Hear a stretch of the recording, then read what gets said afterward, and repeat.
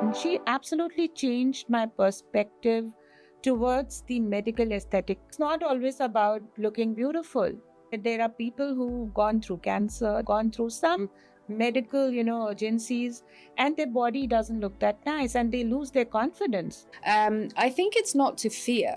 I think everything can be done in the right way for you.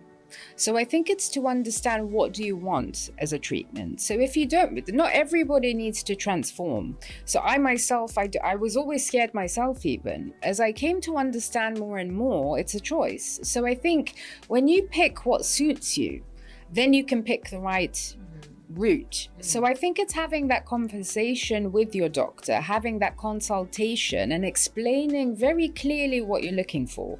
Overall, everyone deserves to have that level of feeling beautiful, feeling confident. So, don't be afraid to enter into it. Don't look at it as this big category that is like radical. It doesn't have to be. So you can look for something more natural, softer, something that is not permanent, and it's something that you kind of welcome into slowly. So I think just know what you want as an outcome, ask a lot of questions, and have a very solid consultation with your doctor. So make your wants and needs known. So there is a level of great excitement in the air today. We are recording our season 2 in Dubai, in the Business Bay today.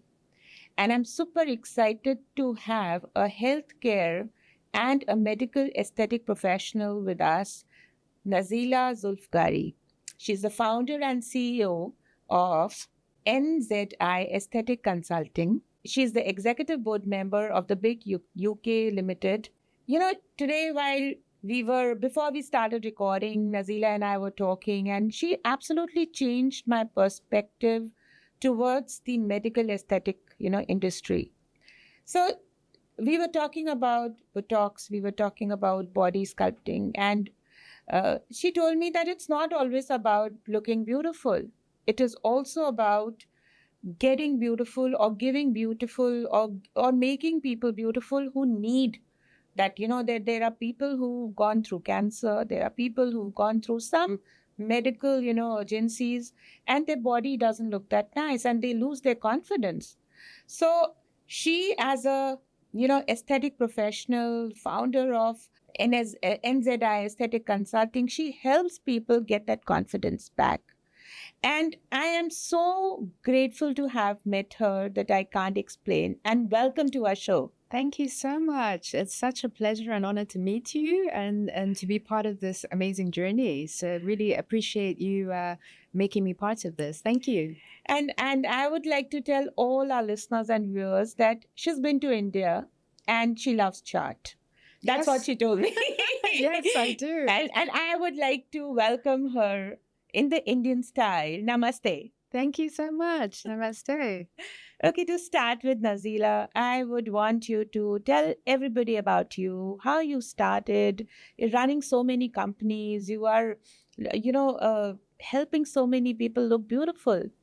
Over to you. Thank you so much. So yes, well, where did it all start? So it really started when I embarked on my journey in university. I started pharmacy. I had so many different things in mind. And, sometimes you have a concept and a roadmap when you're at uni and you're starting off and you're excited about getting the education. And then you embark on the journey in the corporate world.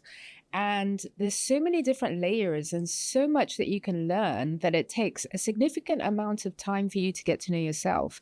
So I embarked on that journey and moving from country to country, getting to know myself. And I think the moment you step out of the corporate life and then you take that leap of faith into the entrepreneurial world, you suddenly see the world in a totally different way. And so each part is part of your journey, but you just keep evolving as a person. So I'm super blessed, super grateful for every part of my journey, having worked in some of the, Fortune 500 companies, having that beautiful experience, and then taking different steps along the way. So I think it's all really a discovery of yourself, getting to know yourself better, and along the way meeting people, companies, countries who touch your soul and become part of that journey. So more than business, I think it's a life journey, and then you get to enjoy the sort of commercial side, the marketing side, and so it all becomes a story of your life. So it's all very exciting up until now, and I can't wait to see what's next.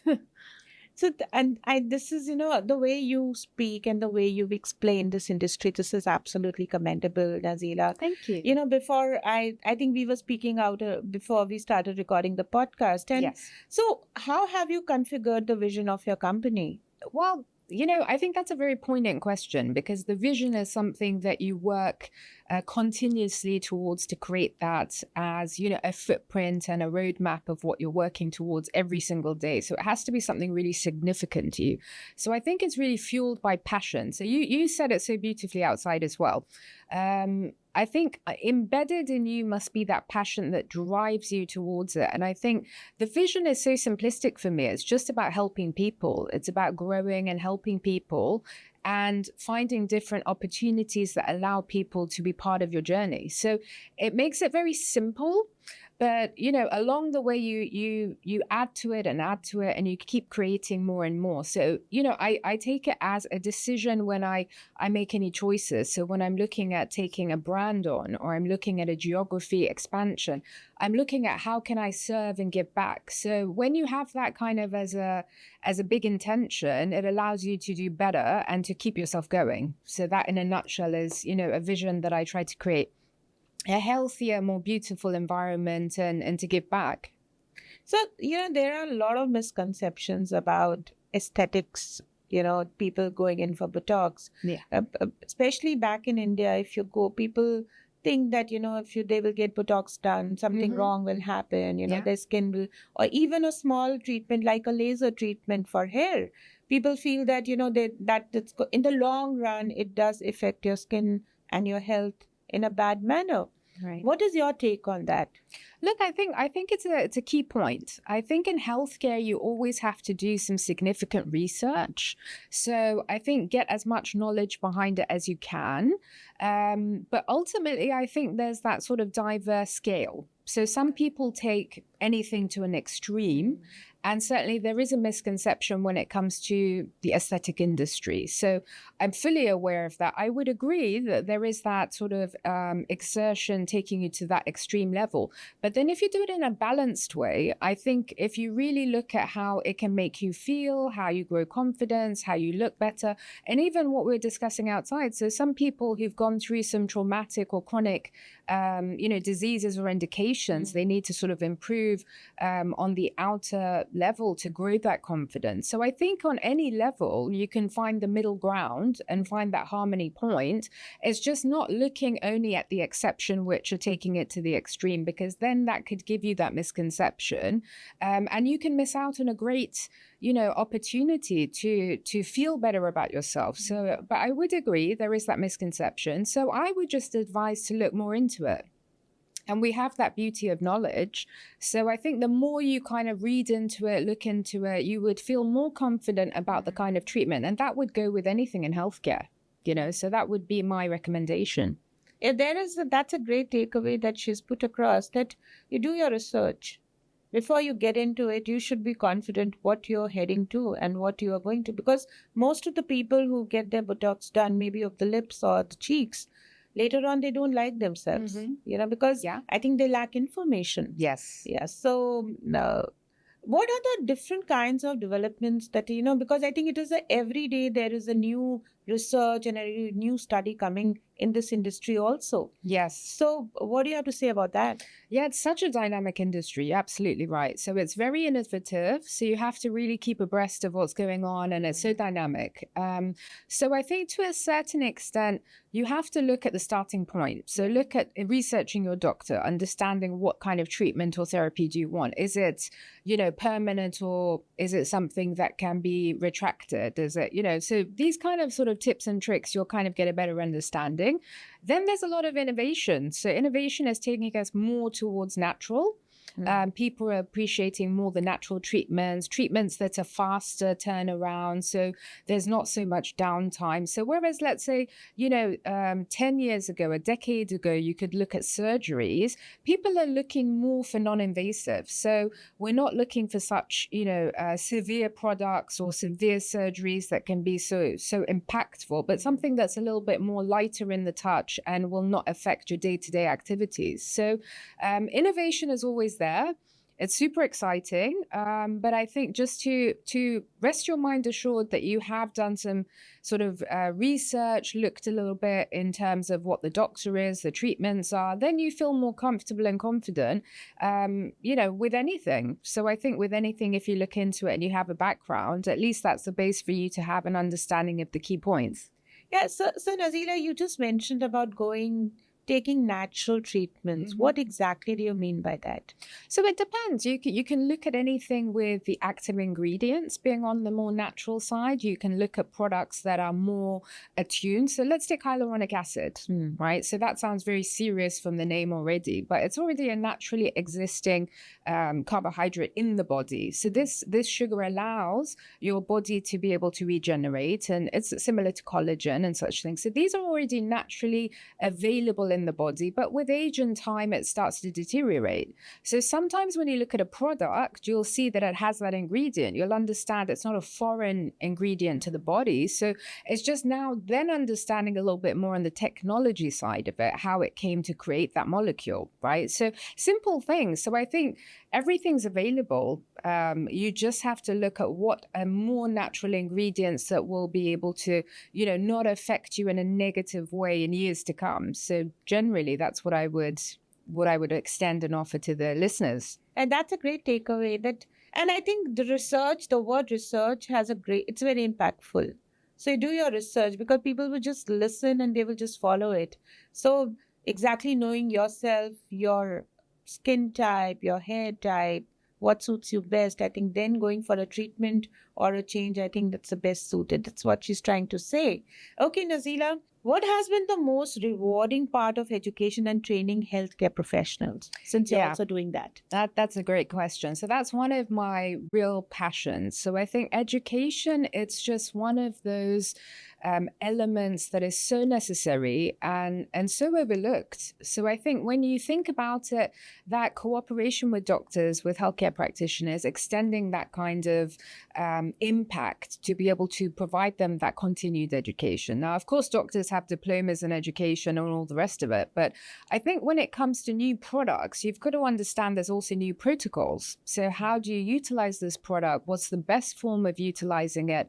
There's different ethnicities, there's different, uses and indications. So the more you're able to offer as a company education, it allows that end user who's the patient or consumer to have the best impact, to have safer outcomes, to have the most effective treatments.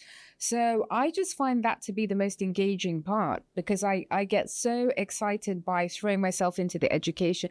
And for me, it's kind of a playground because I get to learn more. And it's like the anatomy side and looking at the different protocols and how you can combine products. So probably back in the education side of things, I feel like I'm back at uni and I'm kind of sitting there learning from the doctors. And so I think that's the part that, is the biggest take home for me because of course, there's a commercial side to business as well. But I think when you really enter to that domain, you see such a value. And that's where I see the biggest impact. So that's where I can get lost and, enjoy and have, my playgrounds of fun and playfulness. So I think that side of it is so super key. Because when that's done correctly, then of course the commercial aspects, the marketing aspects follow from a business standpoint. So that's wwhy I find it so enjoyable. Yeah, and I think that's a great takeaway because when you are into teaching and helping people learn the new trends, you yourself, you're also gaining that confidence. Yeah. That, this is the right way. And I think that joy and that satisfaction of somebody else picking up your trend and your way, the way you're teaching. Yeah. I think it is very different. It's a very different feeling. It is. When people learn from you and you learn from them. Yeah. So, okay, so now Nazila, you have worked with some very global, big giants, brands like Pfizer, Sanofi, Johnson and Johnson. So now, what do you think is the next in the evolution in the industry? Oh, there's so much. To answer that, I will need like hours. But I think it's exciting. I think it's exciting to always look at the evolution. I think from what perspective you see it can be different from so many point of view. So if you're a researcher, if you're a scientist, if you're a commercial head, so it really depends. But I think generally speaking, if we're to put it into a frame, I would say the world is moving into direction of things being more personalized, newer technologies, newer innovations. There's so much research with the up and coming AI, and there's so much that you can plug into what is being created from a technology perspective. So, in a nutshell, I would say it's going to be great. The evolution is going to be absolutely phenomenal. We just have to see in each and every category what it's going to be. But I believe it's going to be more personalized, more natural, more, so if it's pharmaceutical, for sure, they're looking at indications, they're looking at treatments, they're looking at preventative. When it comes to aesthetics, it's still growing the same evolution, but I think it's moving more into the personalized care. So generally, that's what I would say. But this is sort of such an open-ended question that we could get lost in it. Yeah. So I would say from a pharmaceutical, healthcare, and aesthetic perspective, I think evolution is exciting. I think innovation is going to keep us on our toes, and we just have to keep looking at what's next and what's new. Yeah, but I understand, that we can debate a lot on the same topic. But you tell me something. Whenever there is an evolution in a particular, maybe just a product, upgraded version of a product, it takes a lot of time to people to accept that. Why is it so? That's true. That's a very valid point. I think it's because people need time to adjust and understand what is familiar. So I think that familiarity aspect requires time for people to catch up to it and accept. So often, if you're giving something new and you take it, you're kind of judging whether this is right, this is not. So I think it's just on a society level, people having that acceptance and willingness. Yeah, I think just a small thing like a shampoo.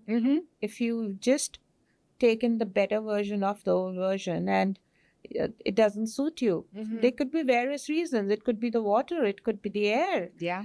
And people will just mark it off. They will just say that, no, I think the older version was better. Just a small thing. Yes. So, and maybe when they use the same thing again after a month, they will say, no, this is better. Yeah. So I think there are many factors probably. Absolutely. Absolutely. Yeah. And I think also social media. Yeah. I think word of mouth is a way. I think social media is key. So I think all these elements kind of put a play on how people accept certain products. But you're right. Yes, I think if we're more open, we'll be able to see better products reach us, better technologies, and better revolution to reach the communities. Yeah. Absolutely wonderful. What has been the key for you to build and maintain your network, your professional network? What are some great points you would like to share with our viewers? Absolutely. I think in my network, so I think your network is your net worth, right? So this is what everyone is kind of framing. I think it just kind of happens organically for me. So I didn't have an intention, look, I need to meet all these people, but I think I just had a very blessed journey. So, having the corporates as the first steps, so they were the stepping stones of my career. I had such a wonderful opportunity to travel, to meet different people from different walks of life. And so when you work as much as I did, you have the opportunity to meet some great people. So it just happened organically from the corporate, endeavors that I had. And then as I stepped into the entrepreneurial journey, I think it just grew from there. And even more so, because in this side of the journey, you end up being so much more multifaceted that you have to be on your toes. So you meet so many different people. So it just grew. And I think curiosity, I've always been curious. So if I have a passion for what I'm doing, like what you said as well, I think you've touched upon it. When you have a passion for something, it just allows you to keep searching for it. And so that curiosity led me to just keep building and connecting with people, because ultimately that's what it's all built on. When you meet doctors, when you meet people in companies, whomever you meet, they're part of your journey. That's your connection. That's your network. So for me, it was just a really fun ride along. And I think in that journey, I just picked up on some amazing people. So it's happened organically, but I think, digital platforms as well really help, because now you've got an entire network at your fingertips when you've got LinkedIn and other social platforms. So I think that just helps you kind of boost, even if you're not traveling and you're not able to kind of network face to face, you can even do it online, right? So that it's just happened like that. Yeah. And I think she's just hit it on the nail. Your network is your net worth. And I think I've heard it so many times, but I think it suited best from her mouth. Thank you. This is beautiful. Okay. So see, you've been into the job, you work with some really big brands, and then you got into entrepreneurship. Yes. What is your one advice to all those youngsters or people who are getting into entrepreneurship, especially into the healthcare and the aesthetic industry? Right. Well, it's quite a journey. So you have to be ready. I think you have to have your vision really clearly mapped out. So know what you want. It can change along the way. And of course, you have to keep editing and adapting what your vision is according to where life takes you and where the energy flows. But I think it's that absolute determination. So if you have that really, really strong innate passion that drives you, and you know this better than me, right? So if you have this absolute passion, when there are those ups and downs, highs and lows, things not going right for you, things going perfectly, through that entire process, you are navigating yourself. So I think you just have to have a clear view where you're going, what you want to create. So that intention is really, really key. And then the rest of it is just your passion driving it and fueling it. So I think as long as you've got that sorted, don't be afraid to fail, because there's many mistakes, and I've made so many of them. Sometimes I look back and I think, what did I do? And then from that, you learn so many things, and you're like, oh, of course. Then you become better and better and better. Yeah. So I think it's don't fear anything and just go for it. So it all sounds very simple, but I think in this entire process from moving from the corporates to entrepreneurial, what I have learned a great deal about is myself. So that self-discovery, and finding yourself in a very strong position, getting to know yourself allows you to understand, this is my weakness, this is my strength, where to ask help. So that self-discovery is what makes you or breaks you. So I think as long as you're ready to discover yourself, go for it, have a clear view where you're going, and let the passion take you. I think she's just explained it very well. Nazila, I want you to answer this very important question. Sure. See, when it comes to healthcare, qualification is something without which you just can't enter into the industry. Sure. Okay, but when you talk about aesthetics, surgeries is one part. Production of great products, being a manufacturer of products is a different part. The products that you're using, and there are so many products in the market. Yes. How does one find out whether these products are genuine? What are the best key, ingredients to look, to be searched for on the pages, on the products, on the back sides of the products? What is that one, key factor you would like to share with all our listeners? Because see, there is a lot of fake in the market also, and people land up using those fake products, and in the end, they are suffering, and they will, just write off the industry. They will say the industry is only bad. So how to fix that? That's a very, very poignant, question that you have. I think it depends. There are different ways to do it. So if you want to do it in a way to make sure that you have someone that can support you on these kind of questions, it's looking at a dermatologist.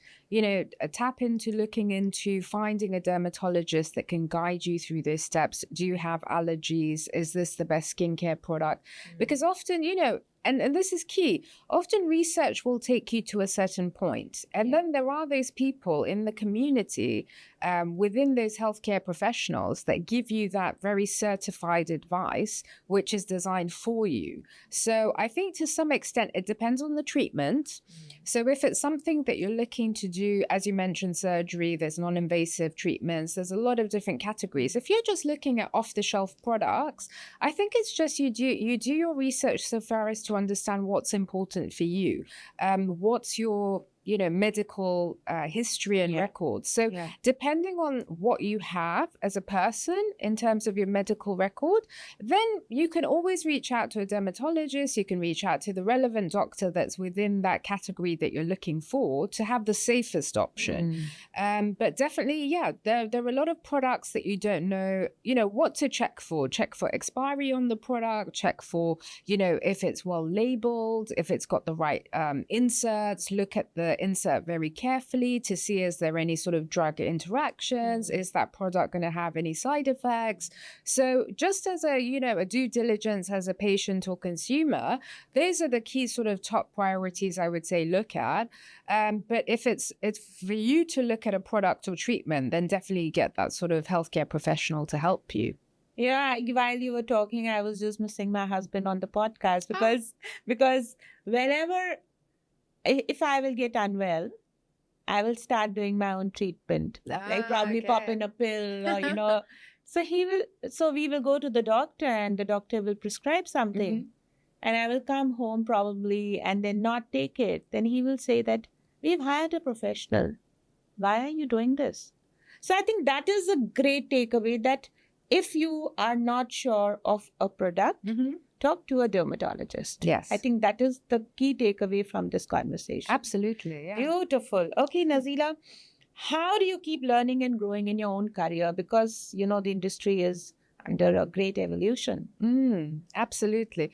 Look, I think it's one of those innate passions I have. So I think the key is your passion. If it's something you absolutely love to do and you are so enjoying reading this article, looking at that new product, finding it just drives you. So it's a natural development. So for me, because I know that there's so much more to learn and there's so much I don't know, it's like that excitement just keeps me going. So it depends what it is. If I'm having conversations with people, if I'm traveling, if I'm not doing either of them and I'm just stuck in the business and I'm all in, developing a brand or I'm launching something, it's just, in your spare time, even Googling and researching and connecting to people. So I think that passion really drives you to keep that curiosity really alive. So for me, in doing that, it allows me to keep growing because, you will never be the smartest person in the room. Otherwise, you're in the wrong room. So you have to have the mindset of wanting to learn and evolve and grow to keep yourself, developing. So that for me is really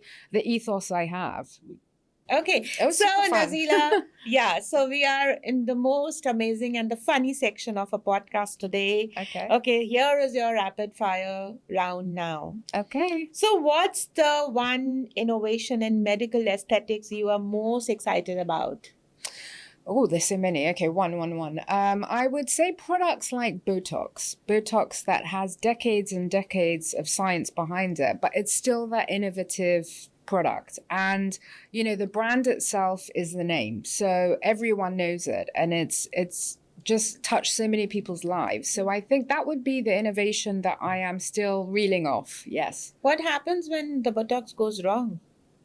Well, that's a different side of the story. Yes, botched jobs. Well, that's where you have to research and make sure that you pick the right doctor, what the product is, and then it doesn't go wrong. So I think it's just, you having that due diligence yourself as a patient to make sure you take the right steps. Otherwise, it shouldn't really. And how they will on the social media, they will put your picture and your Botox picture and they will say it went wrong. And, there is so much of gaga about it. Yeah. Great. Okay. So if you had to describe your career journey in one word, what it would be? I would say fascinating. It's been, in a nutshell, fascinating. I would say there have been a lot of ups, a lot of downs, a lot of challenges, a lot of excitement, a lot of fun. It's just been a mix of things. So I would just categorize it as fascinating so far. Yes. Okay. So what's the biggest misconception about the medical aesthetics industry? That it's fake. It's extreme.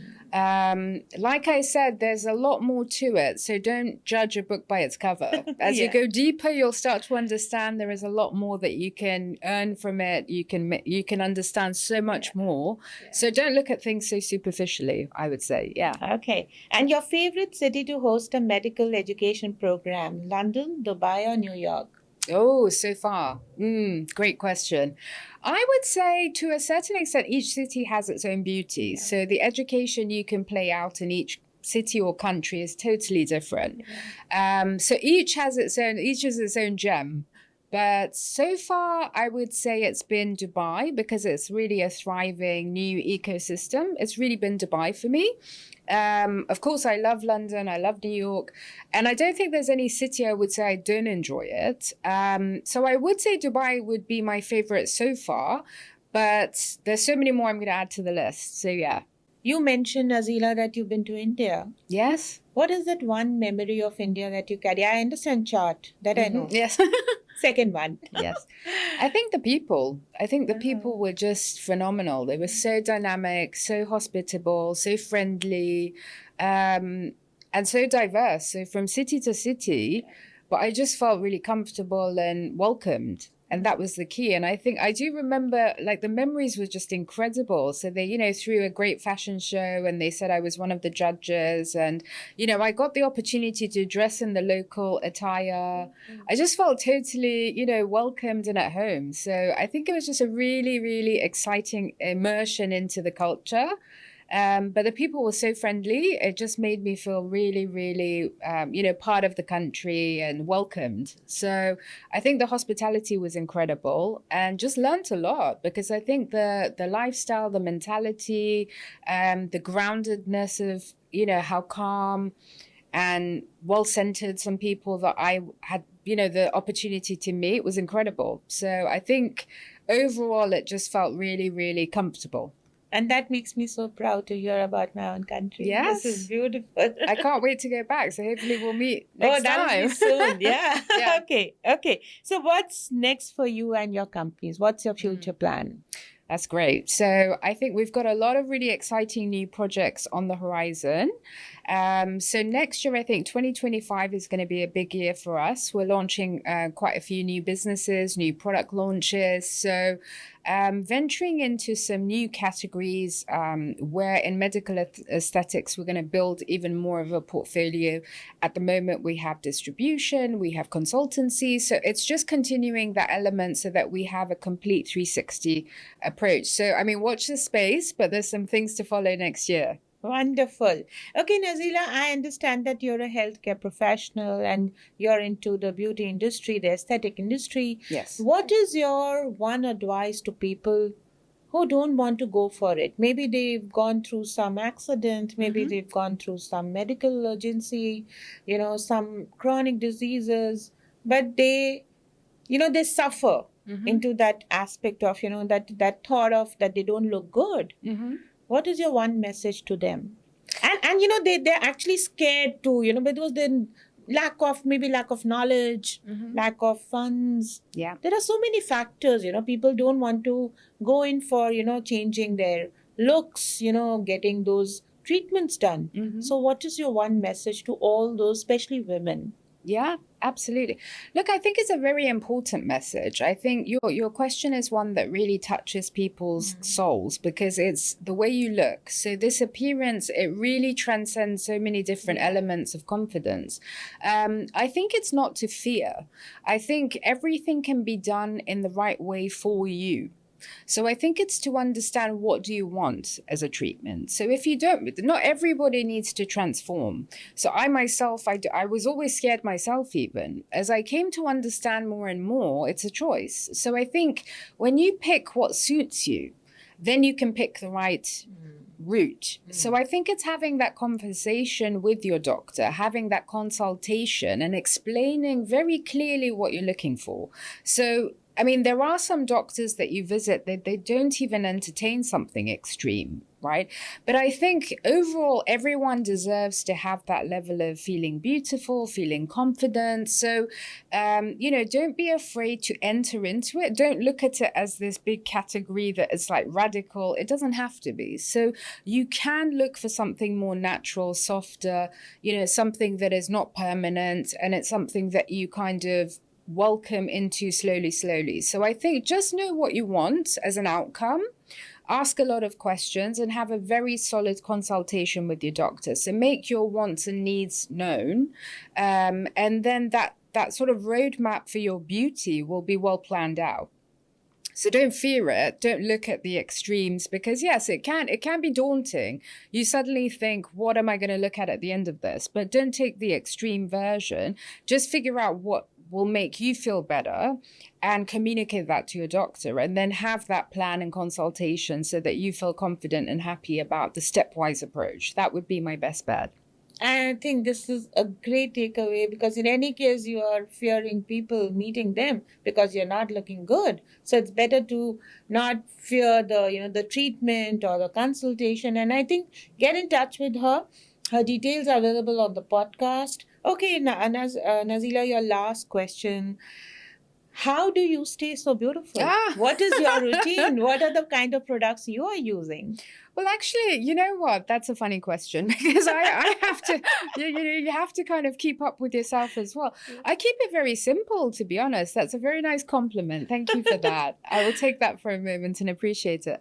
I think just having a very solid skincare routine. So it's very simple. It's not something complex. It's just look after your skin. Make sure you cleanse, you tone, you put the relevant, SPF from the sun protection, cleanse your skin again, and then have a very nourishing, cream for the evening. So I think that simple skincare routine will make you feel so much more, vibrant and lively. So I think I just keep it quite simple. I don't do the extreme version, but that's what I tend to do. And I learned that from my mom, actually. Oh. So she always taught me, look after your skin, give yourself a really good routine. So I've just kept that, and it seems to be working. So thank you very much. Wonderful and beautiful. So get in touch with Nazila, and her details available. If you just want to talk to her, invite her for a TEDx talk, invite her to your show. She's open to collaborations back in India also.